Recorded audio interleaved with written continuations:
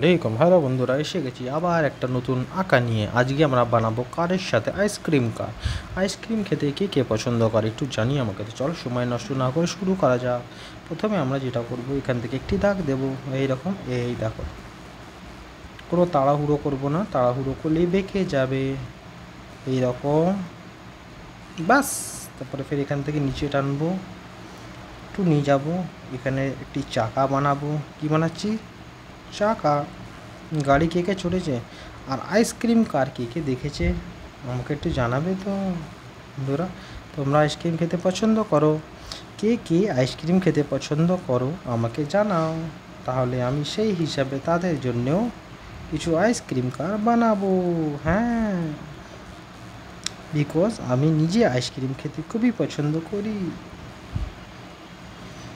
আমার প্রিয় খাবারের মধ্যে আইসক্রিমটাও পড়ে।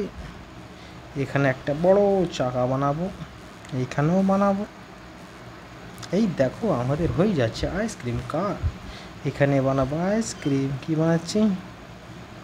আইসক্রিম। এরকম 1 2 3, 1 2 3 অ্যান্ড 1 2 3। আমাদের হয়ে গেছে আইসক্রিম কার। এই দেখো, এইরকম চাকা বানিয়ে দিচ্ছি, দাগ দিয়ে দেবো যাতে এটা পুরোপুরি বোঝা যায় যে এটা হচ্ছে চাকা।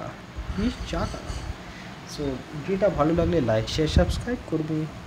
আজকের মতো এতটাই। ভালো লাগলে টাটা, বাই বাই বন্ধুরা, ভালো থেকো।